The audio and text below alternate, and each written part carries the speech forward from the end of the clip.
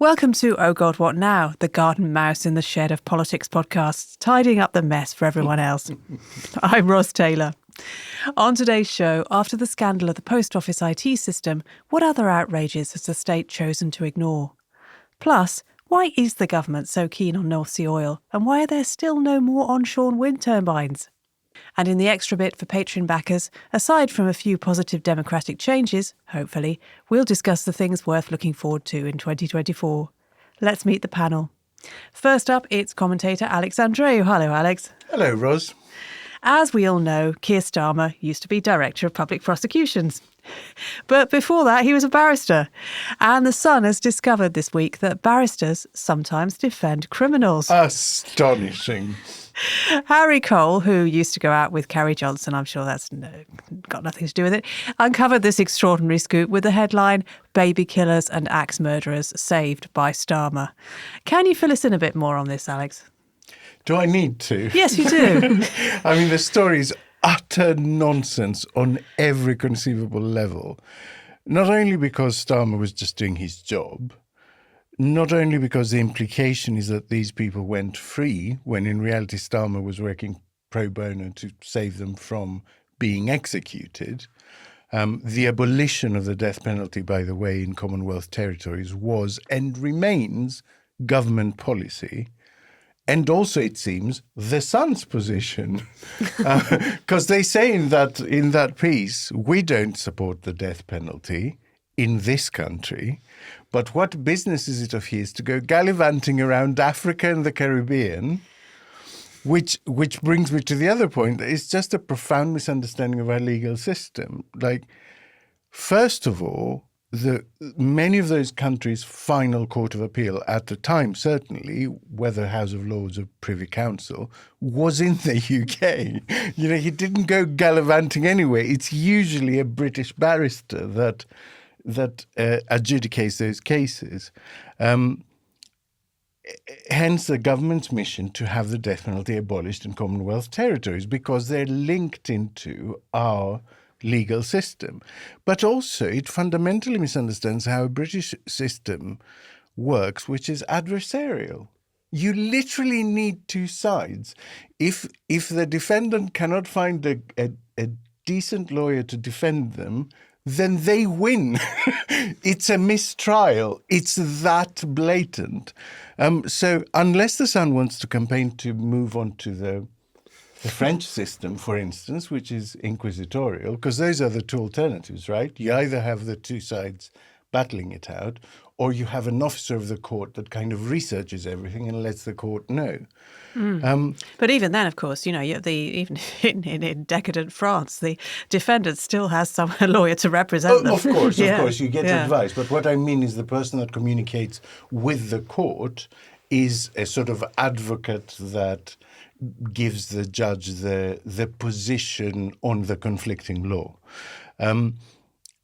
So, I mean, it really isn't worth commenting on, except I think it reveals a sort of absolute desperation by people like Cole and The Sun and Hope at GB News and Calgie at the Express and even Coates in Sky, I would say, who seem to me part of a really coordinated attack on Starmer now that is intensifying. And there's another case of it today, by the way, connected to PMQs. Maybe we can talk about it later. The polls don't seem to be moving. And I think those whose careers depend on partisan access to number 10 are shitting themselves. I really do sense that there is a coterie, a cadre of journalists whose access depended not on the organization they work for or their skill as a journalist, but on the fact that the Tory government knew they would report things in a friendly way to the Tories. And if the Tories lose, that access goes away. And I think they're really panicking. Yeah, in fact, the polls are actually widening again, I think, after a bit of a blip before Christmas. The latest one, Yeah. Hannah Fearn is a journalist who specialises in social issues. Hello, Hannah. Hi, Ross. Tube drivers were going to walk out for most of this week, but at the last minute they canned the strike because the London Mayor Sadiq Khan found some more money. The right-wing press warned gravely that this was a sign of things to come under a Labour government when unions would get their own way all the time. Well, better transport. I should hope so. People being able to be paid for their work fairly. God, what a world. No strikes. Yeah, I'll go with that. Not the point, guys. What's really going on here, Hannah? Well, the RMT managed to secure this 30 million pay deal, which did avert the strikes that were oncoming this week. And then there's an additional element to this story, which is that ASLEF, one of the other unions that represents drivers on the TfL lines, rightly queried the previous argument that they'd heard from City Hall that there was no more money left, and they'd settled for around 5%, which is less than this RMT deal. So they then challenged for more and are likely to get it. And Sadiq hasn't given a clear figure on that, but he has indicated that all the unions will be included in this updated deal. So that package is signed off.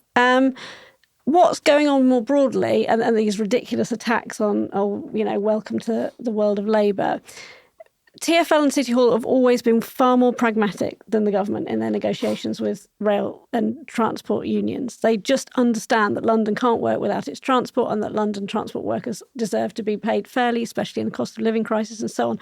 You might not have noticed that the Elizabeth line was never part of these strikes that were supposed to be going on this week as we record, in fact. And the only reason I'm here in the actual studio with you all is because they're off, so that's a good thing.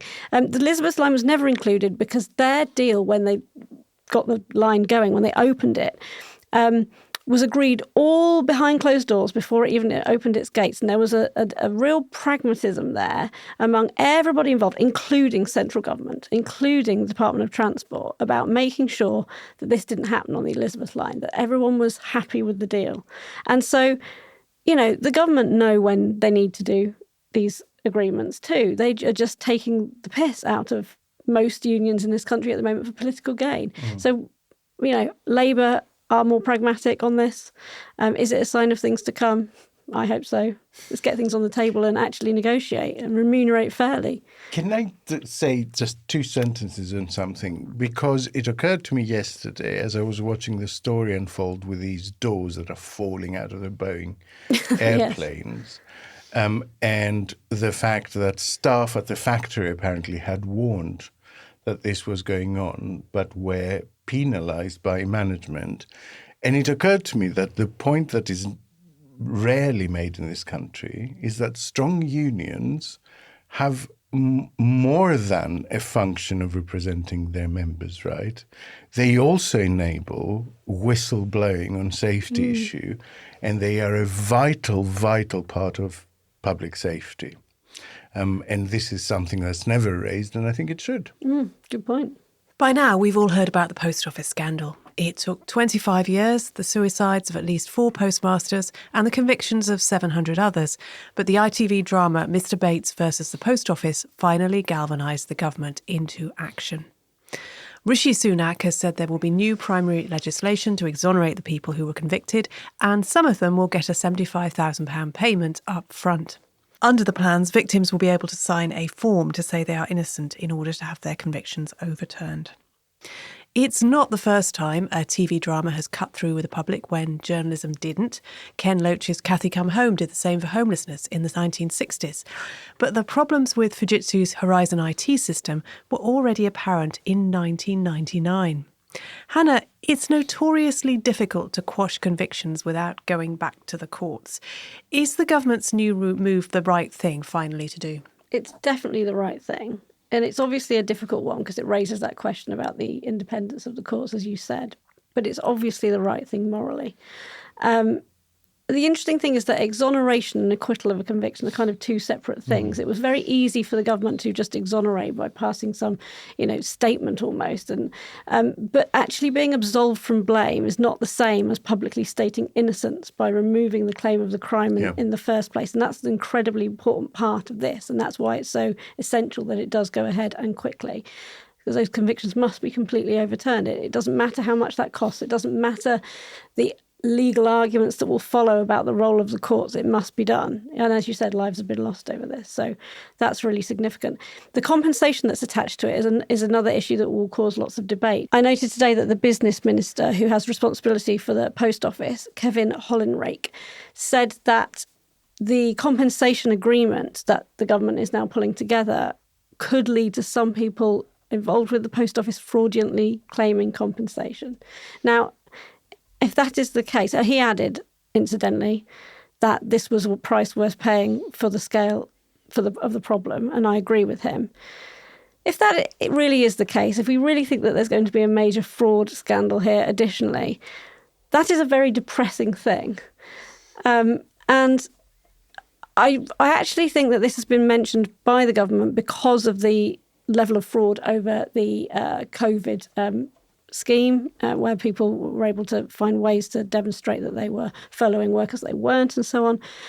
I think it's really cynical of Hollinrake to suggest that there will be the level of abuse of that scheme that there would be over something like a system which I think most people felt that the government was, pulling together at the last minute with little oversight, and there was all the opposition to lockdown and everything and so on that came with it. There was a cultural issue around lockdown. I would be very surprised if we actually do see any fraud on this. There can't be that many postmasters and mistresses who not are in a just the position size to of commit the- the fraud, are I they? also think that it's another level of moral depravity that's cynicism. well beyond, and cynicism that's well beyond what we've seen on other schemes. So I really thought I was a bit sad to see him stand up and make that point, as if, I don't know, did it need to be said there and then when we're actually talking about the people who've suffered so much? That there might, Oh, by the way, there might be some dodgy ones among them. I mean, that kind of seems to give and take away. Shami Chakrabarti put the difference between a pardon and a quashing of a conviction very well, I thought, today. She said that pardons are given, for instance, to people who are convicted for homosexuality-related offences, when a person is justly convicted under an unjust law. But when a person is unjustly convicted under a just law, like fraud, then what is needed is a quashing of the conviction, Exactly not a right, pardon. yeah. They're different. Yeah, it's an interesting distinction, isn't it? Yeah. Alex, why did it take so long to get to grips with this scandal? Because we've had 7 prime ministers in this time. So many reasons. I mean, it's gone on for so long. I literally remember Lily waving the card at Tory conference in the mid-90s that would replace the benefits book, which is the thing that got this whole thing rolling, incidentally. That's when they went out to find a contractor to install a computer system that could administer an electronic system of benefits, basically. I think there are many reasons that Royal Mail is trusted, and it was seen as part of the crown. It's a trusted brand. That IT systems are trusted, generally speaking. And that's even reflected in the law, which I didn't know until I started looking into this case. Up until 1984, a company had to show that its computer records were accurate. After 1984, the PACE Act introduced a presumption that computers are working What an correctly. apt date. Right? Yes. But it introduced this presumption that computer evidence is accurate and reliable, and the burden shifts to a defendant to show that it's not. That is maybe something we need to revisit. I mean, the case is complicated and not sexy enough for front pages. It doesn't summarize well. It took ITV 4 hours to tell this story. I think racism. I remember when I first started covering this, the mix of people being convicted was hard to ignore. But you never know, because certain groups may be overrepresented among the sort of business that becomes a post office branch. So you think, But seeing some of the stuff coming out now about what the chatter was about them within the post office and within Fujitsu, it's hard to avoid that implication that if this was happening to a lot of, upper middle class white people in shires, it may have been looked into a lot sooner. But I think most of all because, and we mustn't obscure this, we should look to politicians and people in positions of authority for not doing the right thing sooner, but we really mustn't obscure the fact that Fujitsu and the post office hid the extent of the problem. They went to incredible lengths to isolate people, to tell them that it was only them, no one else was having a problem. They lied to the authorities about it. They were the only ones in a position to know how many of these cases were coming through their legal department, right? And they engaged in, I think, the very definition of gaslighting. They really gaslighted these people. They went, no, you're crazy, it's all in your mind, you're the only one that has a problem with this. And it's nothing to do that with is it. something that probably couldn't happen now. With social media Maybe. WhatsApp groups and so on, there would be It's a way of possible people they would have finding found each other.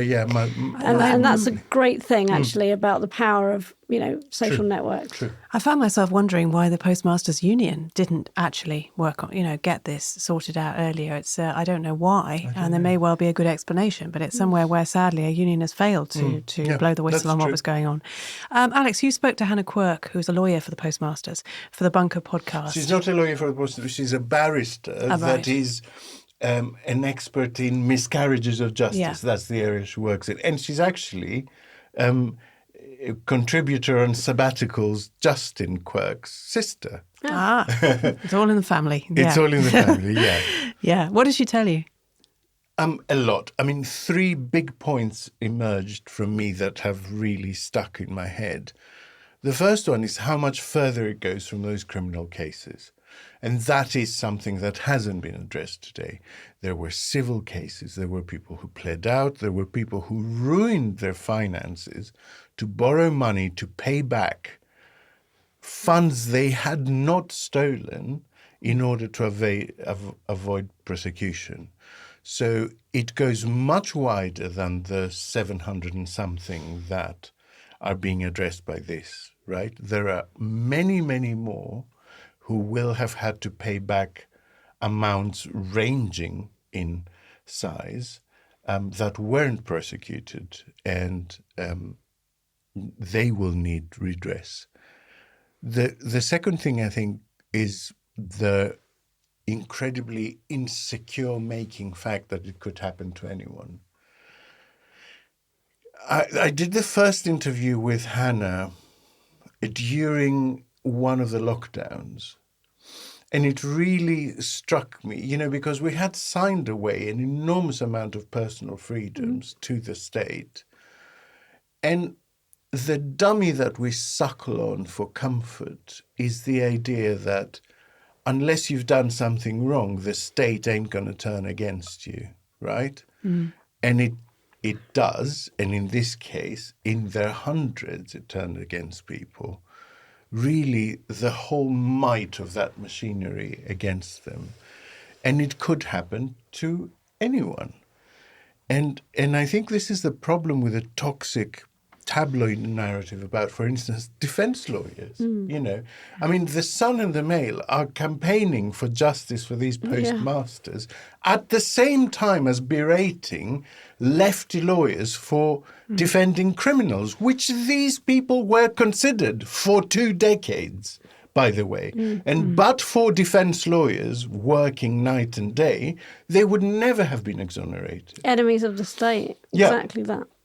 And the ECHR was used in many of these cases, and the Criminal Cases Review Commission, which they always berate as a body set up to get criminals off.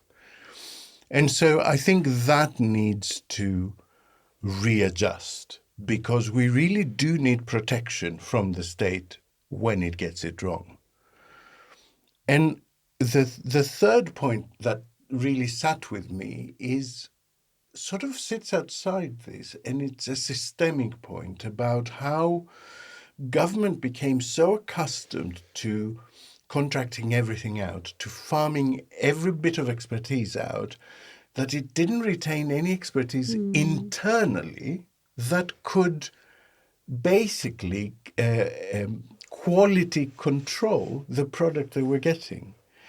If you contract every single IT thing out and you have no IT experts in your procurement department, they genuinely do not know if the IT company that they're employing is talking shit to them, or if there is a genuine problem, or if it's all, suddenly some crime wave sweeping through previously honest postmasters. And that really struck me as a point, actually, because it is something that we can resolve, that we can make better and quickly. The post office scandal isn't the only time, sadly, when the state has failed to own up to its mistakes, and sometimes politicians are still dragging their feet. A couple of months ago, I did a bunker about the infected blood scandal, where haemophiliacs were given HIV and other diseases through NHS-approved blood. I found it hard to believe just how callous public authorities were in the 1980s. And the efforts to postpone paying out to these people now are just as shameful. Let's talk about some of the other scandals that don't get a lot of airtime. Hannah, it's 7 years since the Grenfell fire, so you'd think all the flammable cladding had been removed from blocks of flats by now, you'd think? You'd think that, wouldn't you? Yeah, you would. In fact, a fifth of London's high-rise still have Grenfell-style cladding. That's about 1 in 10 blocks nationally as well, so it's higher density in London than elsewhere, but nevertheless, national problem. Residents who are still living in those properties, which still have the dangerous cladding, describe it as mental torture. I mean, it must be. You've seen the images of everybody trying to escape Grenfell and the dreadful pain, and to know that could happen to you at any point. And then to know as well that the firefighters are still in no better position to deal with it if it did. Then there's also the added situation that homeowners who are leaseholders in buildings like those, because not all of these, by the way, that remain are council or housing association homes. Some of these blocks are private or student lets and so on. In fact, the public sector has been much better at getting it rid. So councils and so on have been much quicker at stripping it. So a lot of these are private. They've had their assets destroyed by this. They can't sell. They can't until it's done, and they're dragging their heels over getting rid of it. They can't insure properly because of the fire risks. They can't rent it out because people don't want to live there partly, but also because of the ridiculous additional costs around service charges and so on. Now, the government has made sure, and this is obviously right, that leasehold owners will not be responsible for paying for cladding removal because it's not their fault. And so they won't get hit for that. But they are hit for a bunch of other costs that come in because of the scandal. So a lot of these buildings that still have it have things called waking watches. So 24-hour supposedly wakeful security guards to make sure that if there was a fire that it's responded to immediately and so on. But anecdotally, I've spoken to tenants and residents of these buildings who say that there is no waking watch. There's people who are basically asleep on a reception desk, not doing anything at all. And yet the people who are owners in those buildings are paying really high service charges as a result of this requirement to provide it for insurance purposes. So it's a complete scandal that is ongoing. The other thing that goes undiscussed mostly in this sort of post-Grenfell investigation into cladding is that there were far more failures found other than just combustibility. Combustibility was one issue, but the whole cladding system was defective in many, many dangerous ways that we haven't got time for me to go into in loads of detail now, but Pete Apps, who friend of the show, who's written a book on Grenfell, he's written about this in some detail. But the final effects of all this are a long way off being felt, because there will be things that come to the fore that aren't just about combustibility. At the moment, it's only the combustible cladding that's being stripped. And I think we're going to end up in 10 years' time with saying, why didn't we strip? Well, for billions of other reasons that's to do with safety, just different safety issues. And you can't help wondering how many MPs actually live in high rises and therefore have any idea what it's like to worry about dying in a fire in a And you can't skyscraper. help wondering whether it will take another bunch of people to die. Yeah, or for something face to be done. yeah, Because that's exactly. what it feels like, Yeah. right? Yeah. It feels like another disaster could happen any day, and then maybe something will be done about it. Alex, the last Labour government brought in something called imprisonment for public protection, which is an extremely misleading phrase. In effect, this was an indefinite sentence, and they were abolished in 2012, but crucially, they were not abolished retroactively. What does that mean in practice? I mean, former Lord Justice Brown, the late Lord Justice Brown, I should say, I think he died last year, described IPPs as the greatest single stain on our criminal justice system. And I tend to agree. These are outrageous instruments. They were brought in for very specific reasons, terrorism, stuff like that. They were essentially the British government's equivalents of Guantanamo Bay. That's what they were meant to be, right? Where you could stick someone basically and Terror yeah, suspects. and if you want, like, keep renewing it unless you were absolutely sure they represented no threat. But then they started being used much more widely, and David Blunkett, who introduced them, has accepted they're a disaster. They were never meant to be used in that way. And so you have a number still, 2,909 IPP prisoners, of whom more than half, 1,597, have been recalled to custody, because that's the point. You can be recalled at any point, not for committing another offence. It can be for anything. People have been recalled into custody because they've talked to their doctor about having suicidal tendencies. People have been recalled into custody because they've missed an appointment with a sort of parole type person. There is, one prisoner caused a fire in his own cell while serving a prior tariff of 2 years, was sentenced to an IPP and has now served a total of 14 years in custody. There is someone who stole a mobile phone in 2012, 4 months before these sentences were abolished. And he has been in jail ever since, after initially receiving a minimum tariff. And his family say that, and this is the thread that you find through these cases, that these people's mental health deteriorates to such an extent that they end up in and out of the system because they suffer from psychosis. They can't get a job, they can't get their life together, they can't get accommodation, there is no help for them. I mean, this is just an outrageous thing for a civilized country to be doing to people. It is literally the definition of cruel and unusual punishment, especially for such minor crimes. And it's been 12 years since the sentences were abolished, but still nothing has been really done about it. And you just have this revolving door. I didn't even know about it. As someone who watches these kind of things closely as well. It's just extraordinary. And especially, considering we have a problem with prison places. Absolutely, yeah. Yeah, it needs to be solved. Hannah, you've been following another case of the state locking up people indefinitely, but for different reasons. Tell us about that. This is actually, it's very similar but different, actually. So there are hundreds. I wouldn't be surprised if it turns out to be over 1,000, actually, but definitely hundreds of profoundly disabled people being held indefinitely under the Mental Health Act, which is supposed to be for their safety and often their family's safety and so on. But the law was not designed for disabled people. It's designed for people suffering things like psychosis or extreme, emotional breakdown who need short-term support.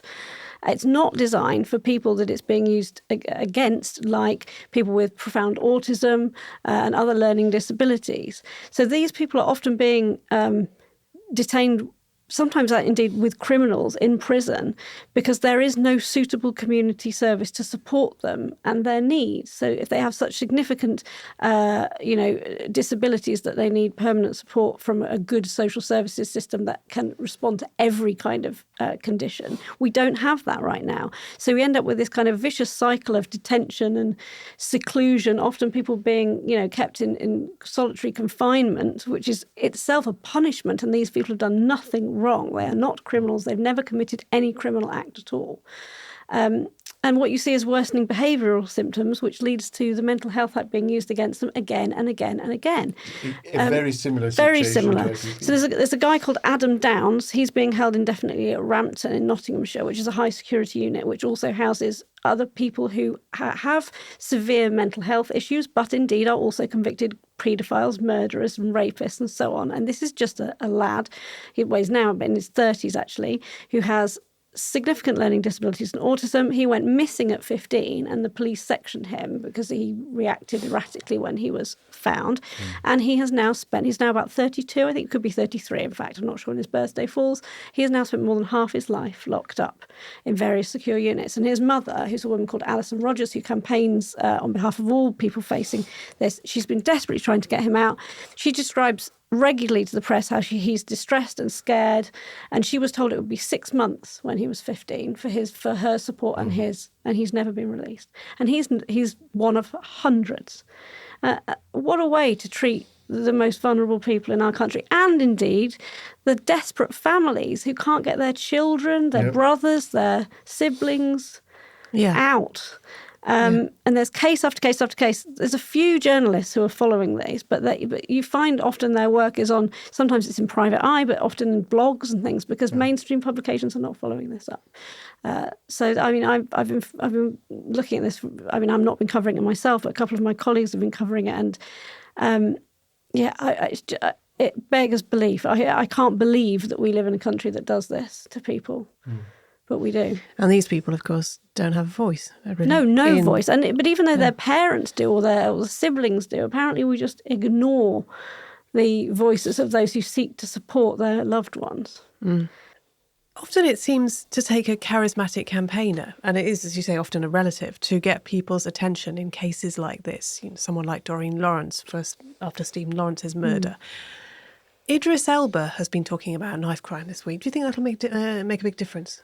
I found the coverage of the Idris Elba stuff really quite tough to read because it focused largely on him as a celebrity and, you know, his excellent statements that he made on it and his function as a role model, which I don't think is insignificant in terms of, you know, young black people in London and so on.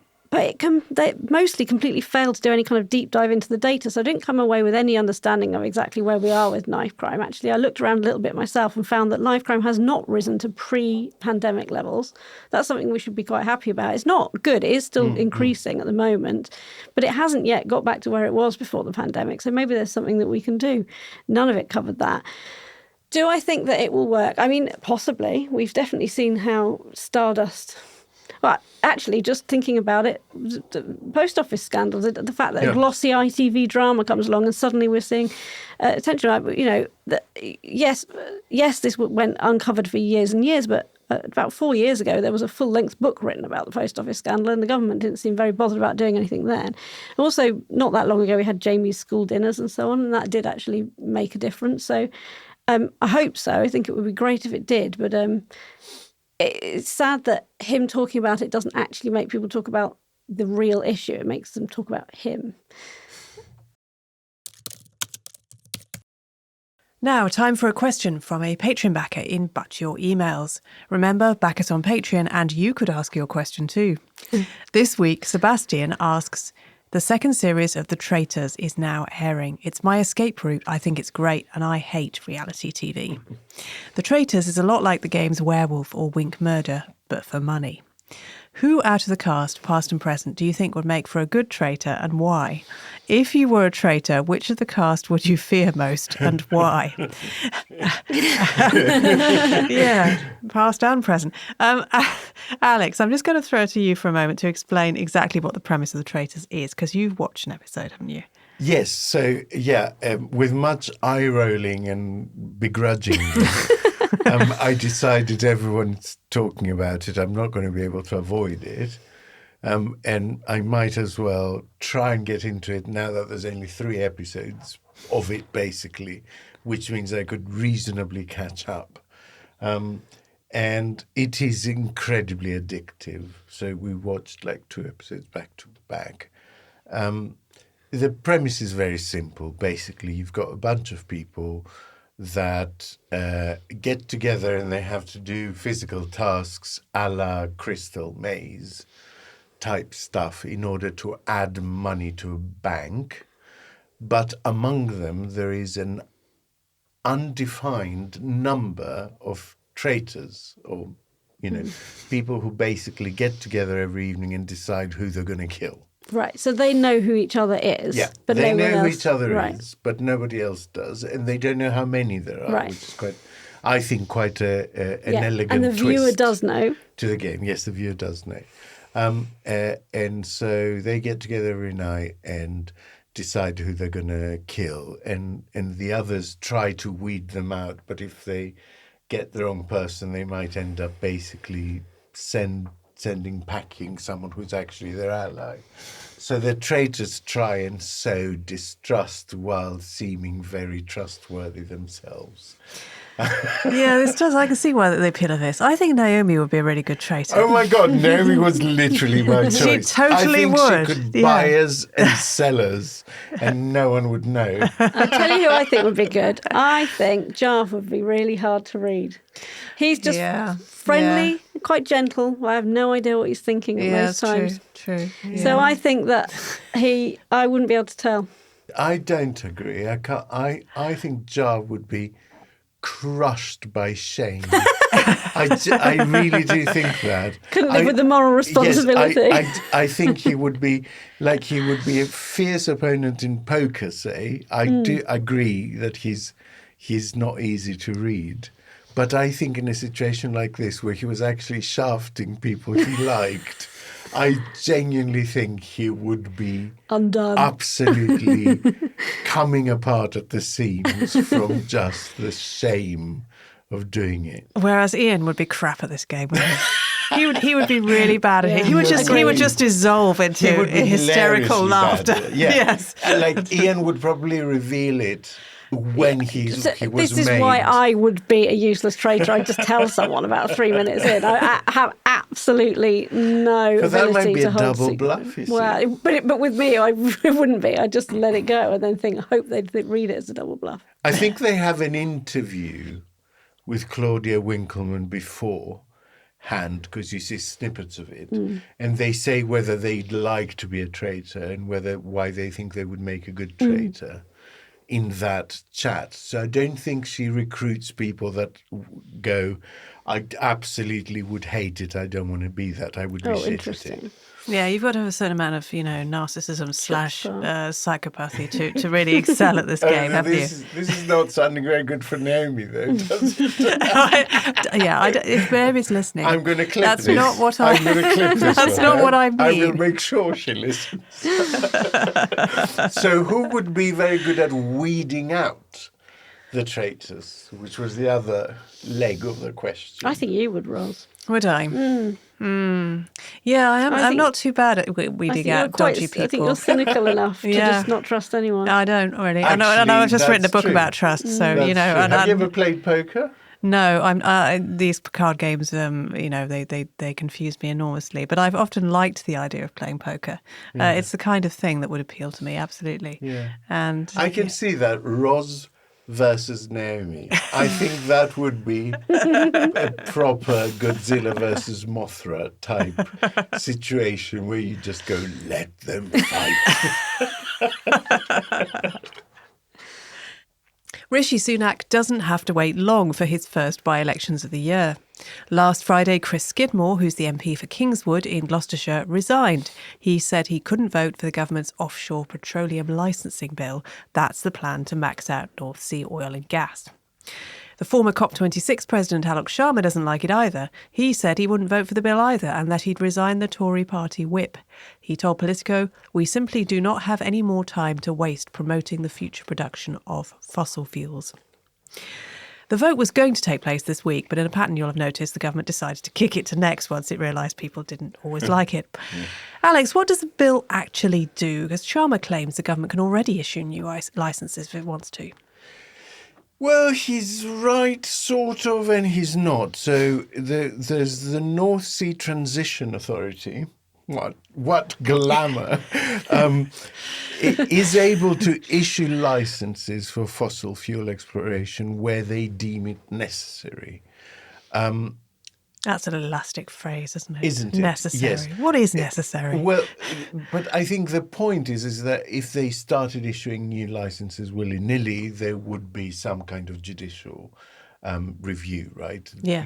About how necessary really all these new licenses are when we're trying to transition to net zero. It's those lawyers again, isn't it? So he is right that government already has the power to do what it is doing if it is genuine about those new licenses being actually essential, which the government claims they are. The problem is they're not essential. That much is obvious. It's a statement going out there, and it's a political statement. It has nothing to do with energy. None of these things will yield any real fuel in the immediate future. We're talking about many, many years down the line. But what the government is doing is issuing a statement about green crap. It's basically telling people that lot over there, they will saddle you with loads of green debt. And we're not ideological like that. We're practical people, and we're going to, make motorist-friendly policies. Wasn't that Sunak's phrase? While half the country is underwater. Is it just the new fracking, basically? Yeah. Okay. Is he going to get past the Lords? As Lord Zach Goldsmith of Richmond Park is bound to be upset about this. I don't know that it will. I don't have a clear sense of how much opposition there is to it. There is some opposition to it, like Zach Goldsmith resigned over this, not this piece of legislation, but the more general sort of stance change of Sunak towards net zero, as did Lord Debon, by the way, who will be an as fierce an opponent in the Lords, and he used to be the chair of the net zero transition committee. The defining line seems to be for the Lords very often whether something was in the manifesto, because they will be much shyer to oppose a policy that has been voted on by people, as it were. But this wasn't in the manifesto. In fact, you could say it's contrary to what was in the manifesto. Definitely. And so my sense is that they'll be spoiling for a fight on this. Especially considering there's not enough time to use the Parliament Act. But there's literally not enough legislative time to force it through. Before the next general election. Before the next general election. And so I think there will also be an element in the Lords that thinks this is a sort of scorched earth policy by one government because it knows it will probably be out at the next election. Therefore, let's delay it. And if the next government wants to do it, or if they get re-elected, they can go for it. Which it may not want to do because Labour isn't backing the oil bill. Hannah, the government argues that North Sea oil and gas means that we'll never have to rely on Russian gas again. Does Sunak have a point about this? And are we going to use this energy ourselves, or is the plan actually to flog it abroad? So he's got a little bit of a point with about 500 caveats. So it sounds counterintuitive, but using homegrown oil and gas would actually reduce our emissions, albeit by much more marginally than the government likes to claim it would. It's a very marginal gain.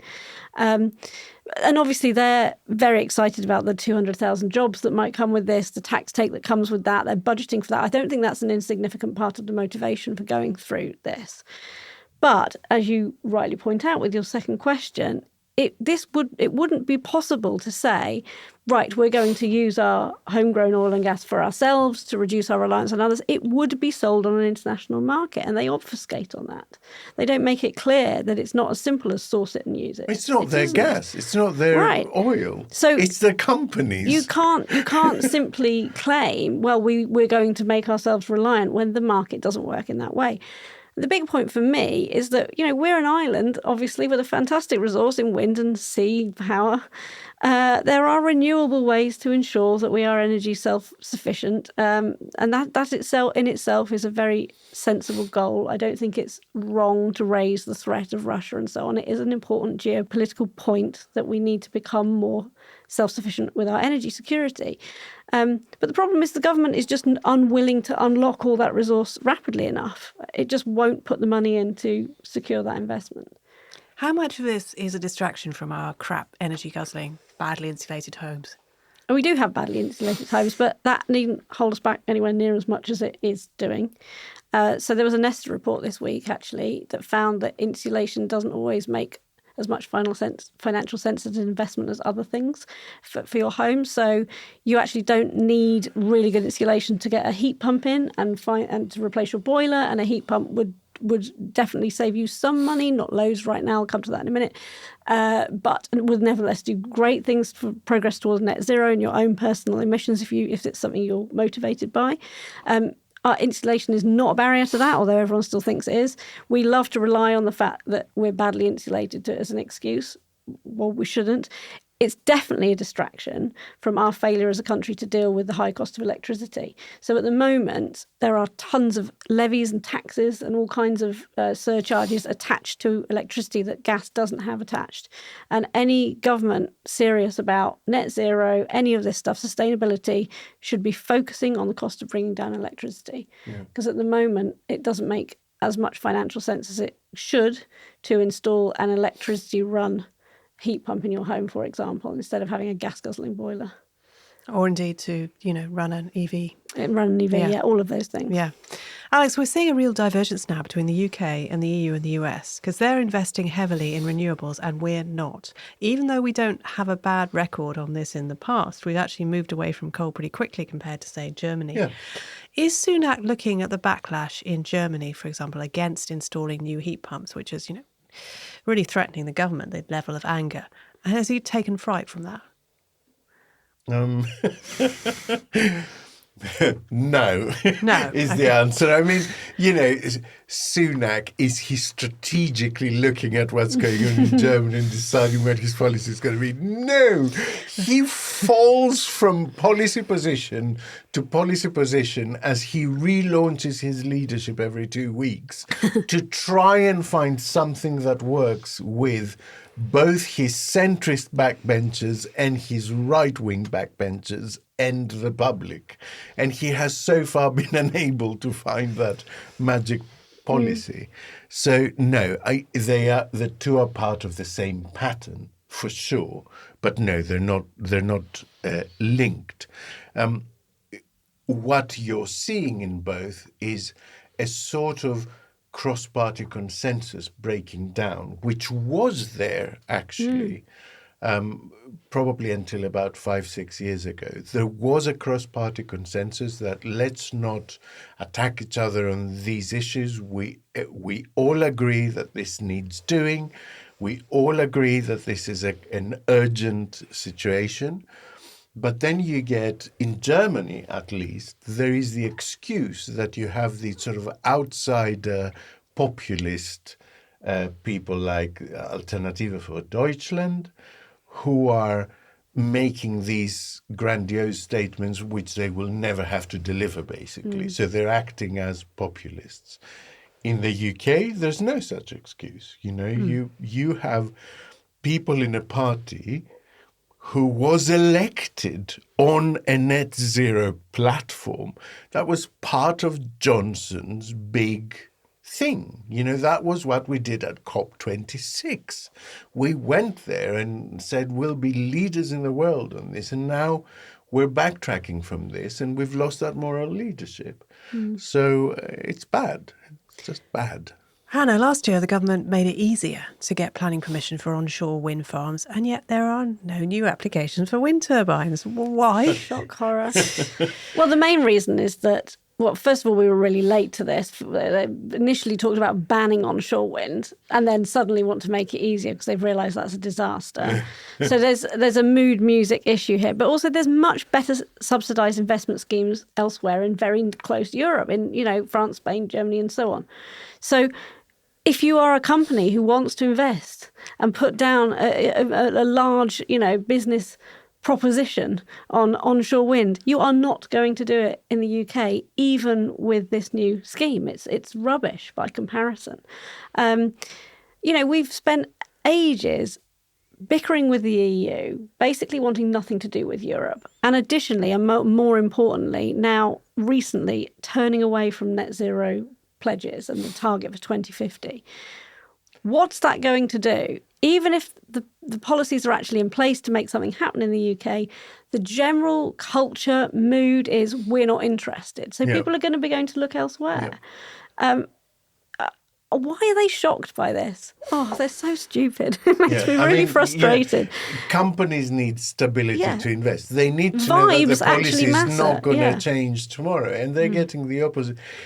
Can I also say, absolutely hilarious and emblematic of the situation, Jeremy Hunt, that very chancellor that stood at the dispatch box and told us new drilling licenses are absolutely essential, that we need more of our own fuel, energy security, all of that, but also that, planning NIMBYs were holding this country back and were responsible for our sluggish growth.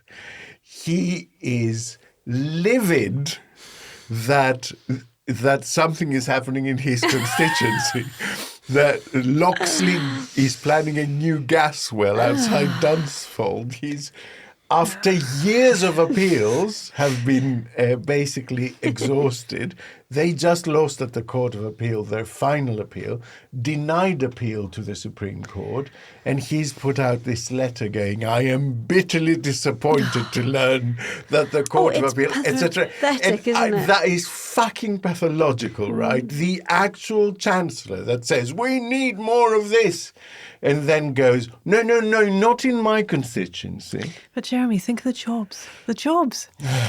Just so we don't end on an entirely negative note, the hope on the horizon. Labour's 28 billion commitment to a green energy plan, the one that feels like it's being watered down through anonymous briefing every single week. How important is it that Labour keeps this? Well, I think it's very important. We've got the situation, obviously, it's almost very stupid to say it, but I'm going to say it again because it's necessary. They are hamstrung by the age of their base in the way that Labour isn't. There was a King's College London study by Bobby Duffy, who does great work, he's always worth looking up, that found that half of the UK electorate say that climate change is causing harm at home now or will do so in the coming decade. So half, that's not even asking if doing net zero is the right thing to do. That's asking, it's more personal that. It's asking, do you think that the damage is happening now because of climate change? Half of the UK electorate say yes. That's, if Labour forget that and keep chasing this tiny percentage of diehard Tories, it's very important that they keep it. Which and I think don't think is the direction of travel, by the way. Last weekend, I saw actually a hardening of their rhetoric. So there had been a little bit of this vacillating and backtracking. But last weekend, Starmer gave a series of interviews, and he was like, if that's the argument you want to have, come and have a go. His language seemed to harden. They've been briefing out loads of financial stuff showing that this will cost actually a marginal amount once you take all the positives into account. And they seem to want actually to have a fight on this. They seem to want this to be a dividing line. I do think they've hopefully worked out that the evidence shows that there is so little to win on it. There's no point, using this area to kind of fight on the same turf. Perhaps it was visiting flood-hit areas that concentrated the mind. So. Yeah, maybe.